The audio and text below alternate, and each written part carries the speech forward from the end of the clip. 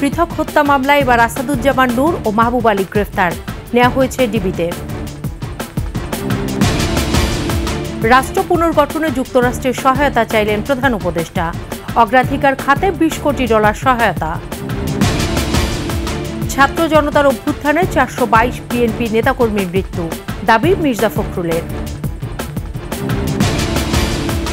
হাসিনার পদত্যাগ না করার দাবি গ্রহণযোগ্য নয়, অস্থিতিশীল পরিবেশ সৃষ্টির পায়তারা।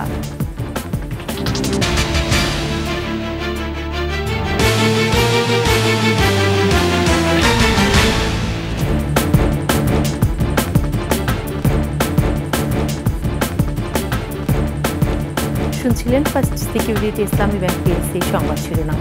আমন্ত্রণ 21 সংবাদে সাথে আছি সোনিয়া স্নিগ্ধা।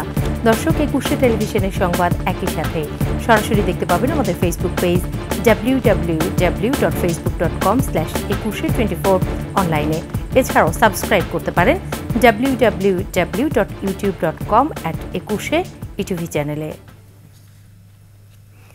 সাবেক সংস্কৃতি বিষয়ক মন্ত্রী আসাদুজ্জামান নূর এবং সাবেক বিমান প্রতিমন্ত্রী মাহবুব আলীকে গ্রেফতার করা হয়েছে। বেইলি রোডের নওরতন কলোনি থেকে আসাদুজ্জামান নূরকে গ্রেফতার করে মহানগর গোয়েন্দা পুলিশ। মিরপুর থানার একটি হত্যা মামলায় তাকে গ্রেফতার দেখানো হয়েছে বলে জানায় পুলিশ।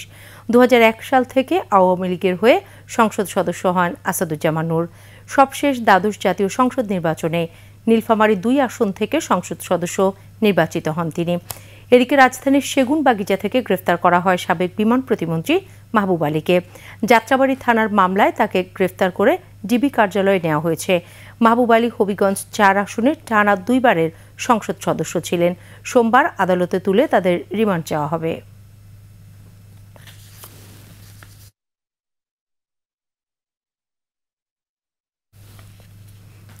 দেশ পুনর্গঠন, গুরুত্বপূর্ণ সংস্কার কর্মসূচি বাস্তবায়ন এবং পাচার হওয়া অর্থ ফিরিয়ে আনতে মার্কিন যুক্তরাষ্ট্রের সহযোগিতা চেয়েছেন প্রধান উপদেষ্টা ডক্টর মোহাম্মদ ইউনূস। রাষ্ট্রীয় অতিথি ভবন যমুনায় সফররত উচ্চ পর্যায়ের মার্কিন প্রতিনিধি দলের সাথে বৈঠকে প্রধান উপদেষ্টা এই সহায়তা চান। অন্তর্বর্তী সরকারের চ্যালেঞ্জ উল্লেখ করে অর্থনীতি পুনর্গঠন করার পাশাপাশি আর্থিক খাতে সংস্কার ও বিচার বিভাগ ও পুলিশের মতো প্রতিষ্ঠানগুলো কার্যকর করার উদ্যোগের কথাও জানান প্রধান উপদেষ্টা। বৈঠকে মার্কিন কর্মকর্তারা জানান ডক্টর ইউনূস সরকারের বাস্তবায়নাধীন সংস্কার কর্মসূচিতে তারা প্রযুক্তি ও আর্থিক সহায়তা দিতে আগ্রহী। এছাড়াও আর্থিক খাতে সংস্কার, বিনিয়োগ, শ্রম পরিস্থিতি, রোহিঙ্গা সংকট এবং জাতিসংঘ সাধারণ অধিবেশনে যোগ দিতে প্রধান উপদেষ্টার নিউ ইয়র্ক সফর নিয়েও আলোচনা হয়।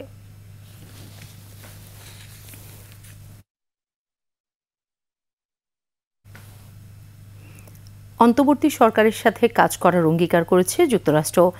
সরকারের অগ্রাধিকার খাতে $20 কোটি সহায়তা দিয়ে যুক্তরাষ্ট্র জানিয়েছে আর্থিক সংস্কার কাজেও সহায়তা করবে তারা। এছাড়া আলোচনা হয় মানবাধিকার সুরক্ষা, রোহিঙ্গা সংকট সহ বিভিন্ন বিষয়ে। এছাড়াও পাচার হওয়া অর্থ ফেরাতে ওয়াশিংটনের সহায়তা চেয়েছে ঢাকা। নাহিদ সিরাজি নিম্মির প্রতিবেদন। দ্বাদশ জাতীয় সংসদ নির্বাচনের পর গত মে মাসে বাংলাদেশে এসেছিলেন মার্কিন পররাষ্ট্র দপ্তরের দক্ষিণ ও মধ্য এশিয়া বিষয়ক অ্যাসিস্ট্যান্ট সেক্রেটারি ডোনাল্ড লু। লক্ষ্য ছিল পূর্বের সব ভুলে সম্পর্ক জোরদারের।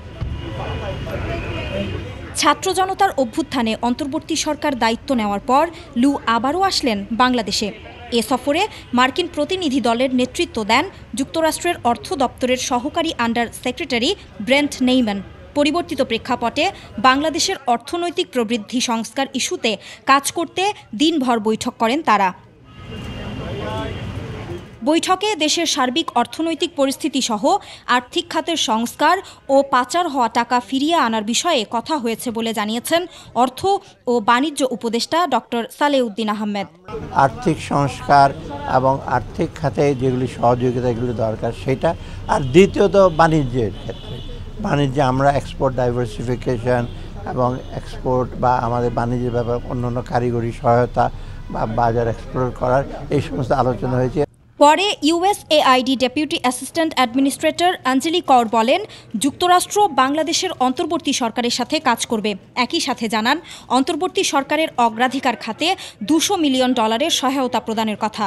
We just signed moments ago our newest development agreement with the interim government that is for over $200 million.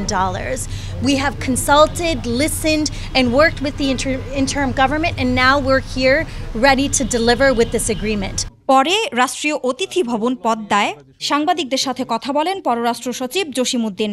জানান, দুদেশের স্বার্থ সংশ্লিষ্ট বিষয় এবং রোহিঙ্গা সংকট নিয়ে কথা হয়। বৈঠকে আমরা দুদেশের স্বাস্থ্য সংশ্লিষ্ট বিষয়গুলো নিয়ে কথাবার্তা বলেছি। ছাত্র জনতার চরম আত্মত্যাগের মধ্য দিয়ে অর্জিত এই নতুন বাংলাদেশের সূচিত বৈপ্লবিক পরিবর্তনের প্রেক্ষাপটে সরকার ইতিমধ্যে যে সমস্ত পদক্ষেপ গ্রহণ করেছেন সে সমস্ত পদক্ষেপ সম্পর্কে আমরা এই প্রতিনিধি দলকে অবহিত করেছি। যুক্তরাষ্ট্রের প্রতিনিধি দলের সাথে বৈঠকে বাংলাদেশের আর্থিক খাতের সংস্কার নিয়েও বিস্তারিত কথা হয়েছে বলে জানান পররাষ্ট্র সচিব। নাহিদ সিরাজি নিম্মি, 21 টেলিভিশন, ঢাকা। অভ্যুত্থানের লক্ষ্য অর্জনে রাজনৈতিক দলগুলোর ঐক্যবদ্ধ থাকা জরুরি বলে মন্তব্য করেছেন বিএনপি মহাসচিব মির্জা ফখরুল ইসলাম আলমগীর। ছাত্র জনতার অভ্যুত্থানে নিহতদের মধ্যে 422 জন বিএনপির নেতাকর্মী রয়েছেন বলে মির্জা ফখরুল বলেন, ফ্যাসিবাদের দোসররা এখনও ষড়যন্ত্র চালিয়ে যাচ্ছে। বিস্তারিত জানাচ্ছেন মাহিলা ইসলাম।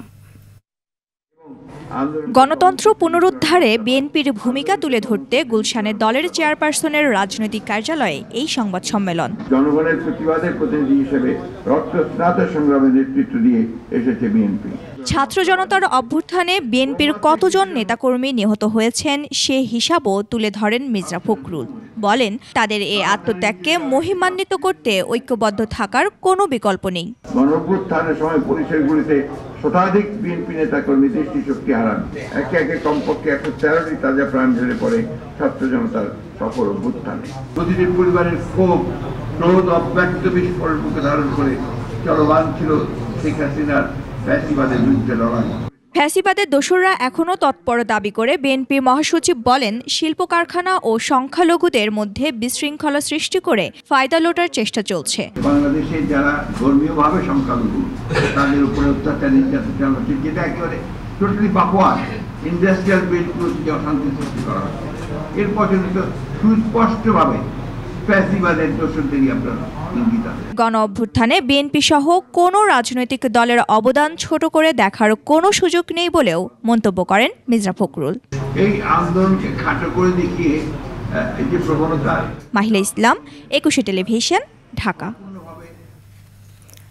ছাত্র জনতার গণঅভ্যুত্থানের মুখে দেশ ছেড়ে পালিয়ে যাওয়া শেখ হাসিনার ফোন আলাপে প্রধানমন্ত্রীর পদ থেকে তার পদত্যাগ না করার দাবি গ্রহণযোগ্য নয়, এমনটাই বলছেন রাজনীতিবিদরা।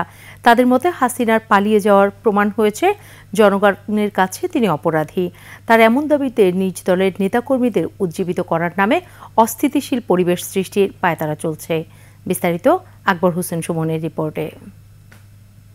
আমি তো পদত্যাগ করি নাই।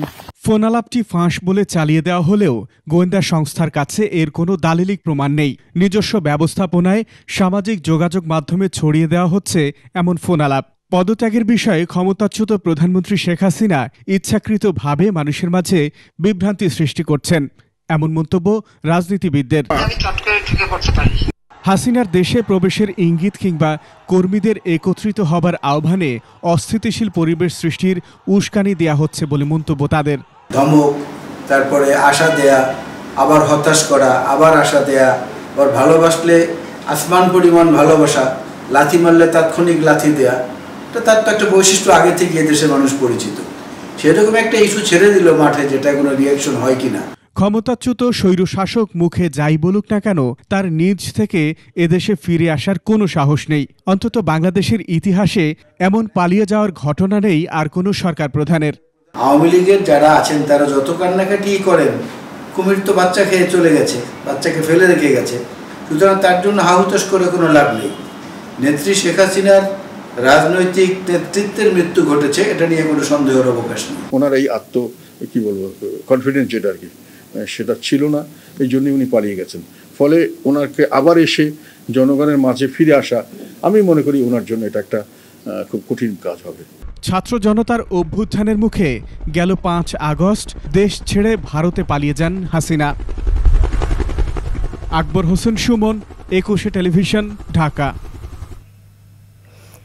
নিচ্ছি সংবাদ বিরতি, যখন ফিরছি তখন অন্যান্য সংবাদের সাথে আরও থাকবে। আগামী সপ্তাহের মধ্যে আন্তর্জাতিক অপরাধ ট্রাইব্যুনাল পুনর্গঠন জানালেন চিফ প্রসিকিউটর।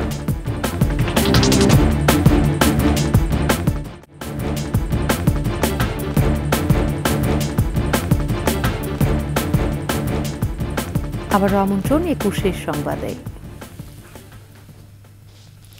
আগামী সপ্তাহের মধ্যে আন্তর্জাতিক অপরাধ ট্রাইব্যুনাল পুনর্গঠন হবে বলে জানিয়েছেন চিফ প্রসিকিউটর মোহাম্মদ তাজুল ইসলাম।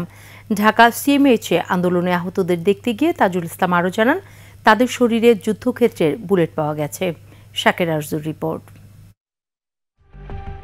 রোববার বৈষম্যবিরোধী ছাত্র আন্দোলনে আহতদের দেখতে ঢাকার সিএমএইচে পরিদর্শনে যান ট্রাইব্যুনালের প্রসিকিউশন টিম। তাজা আলামত সংগ্রহের লক্ষ্যেই তদন্ত সংস্থা ও প্রসিকিউশন টিম হাসপাতালগুলোতে পরিদর্শন করছে। সামরিক বাহিনী যুদ্ধক্ষেত্রে যে বুলেট ব্যবহার করে এমন একটি গুলি রোববার সিএমএইচে অপারেশন করে একজনের শরীর থেকে বের করা হয়েছে। এগুলো আলামত হিসেবে সংগ্রহ করা হচ্ছে। এই যে বুলেট যেটা তার শরীর থেকে বের করা হয়েছে, অনেকটা একটা বড় খেজুরের বিচির চেয়েও বড় আর কি। এটা একটা বুলেট যেটা সেনাবাহিনী ব্যবহার করে, যুদ্ধক্ষেত্রে ব্যবহার করে, সেটা তার শরীর থেকে অপসারণ করা হয়েছে। কিন্তু বাস্তবতা হচ্ছে তাদের কাছে চাইনিজ রাইফেল আছে এবং তারা সেটা এই ছাত্র জনতার অভ্যুত্থান দমনের সময় মানবতা বিরোধী যে অপরাধ তারা সংগঠিত করেছেন সেই সময় এই অস্ত্রের ব্যবহার হয়েছে। চিফ প্রসিকিউটর জানান, ট্রাইব্যুনালের তদন্ত সংস্থায় আরও তদন্তকারী কর্মকর্তা প্রয়োজন। প্রসিকিউশনে আরও আইনজীবী নিয়োগ দিতে হবে। ট্রাইব্যুনাল পুনর্গঠিত না হলে আদালতের কাছ থেকে অনেকগুলো নেসেসারি আদেশ আমরা নিতে পারছি না। আদালতের আদেশ ছাড়া অনেকগুলো কাজ বন্ধ হয়ে আছে। আদালত খুব দ্রুততম সময়ের মধ্যে, উনি আশ্বস্ত করেছেন আগামী 1 সপ্তাহের মধ্যেই সম্ভবত পুনর্গঠিত হবে। এদিকে রোববারও আন্তর্জাতিক অপরাধ ট্রাইব্যুনালে আরও বেশ কয়েকটি অভিযোগ দাখিল করে ভুক্তভোগী পরিবার। শাকের আরজু, 21 টেলিভিশন, ঢাকা। ডিমের নতুন মূল্য নির্ধারণ করে দিয়েছে সরকার। রোববার প্রাণী সম্পদ অধিদপ্তরের মহাপরিচালক চলতি দায়িত্ব ডাক্তার মোহাম্মদ রেজাউল হক স্বাক্ষরিত এক চিঠিতে এই তথ্য জানানো হয়। এতে বলা হয়, ডিম উৎপাদক পর্যায়ে প্রতি পিস 10 টাকা 58 পয়সা, পাইকারিতে 11 টাকা 1 পয়সা ও খুচরা পর্যায়ে 11 টাকা 87 পয়সা নির্ধারণ করা হয়েছে। একই সঙ্গে সোনালী মুরগি উৎপাদক পর্যায়ে কেজি প্রতি 260 টাকা 78 পয়সা, পাইকারি 264 টাকা 57 পয়সা ও খুচরা পর্যায়ে 269 টাকা 64 পয়সা নির্ধারণ করা হয়েছে।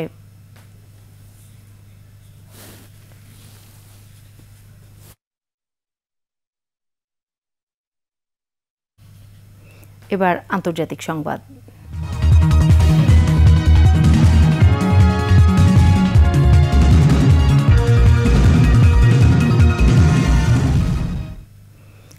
ভয়াবহ বন্যার কবলে পড়েছে মধ্য ও পূর্ব ইউরোপ।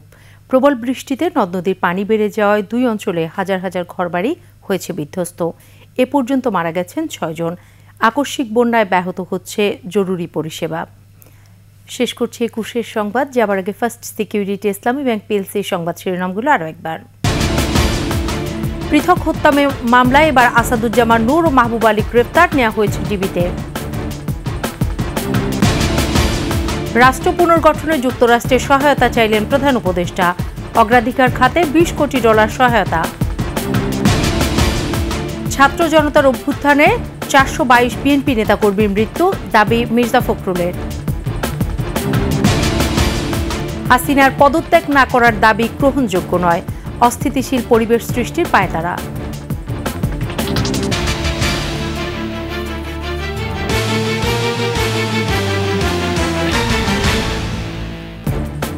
সর্বশেষ সংবাদ জানতে ডায়াল করুন 2021 নম্বরে, আর ভিজিট করুন 21-tv.com ওয়েবসাইটে। ফেসবুকে ভিজিট করতে পারেন www.facebook.com/2124 অনলাইনে। এছাড়াও সাবস্ক্রাইব করতে পারেন www.youtube.com/21 চ্যানেলে। এতক্ষণ সাথে থাকার জন্য ধন্যবাদ। পরবর্তী সংবাদ দেখার আমন্ত্রণ রইল। 21-এর সাথে থাকুন।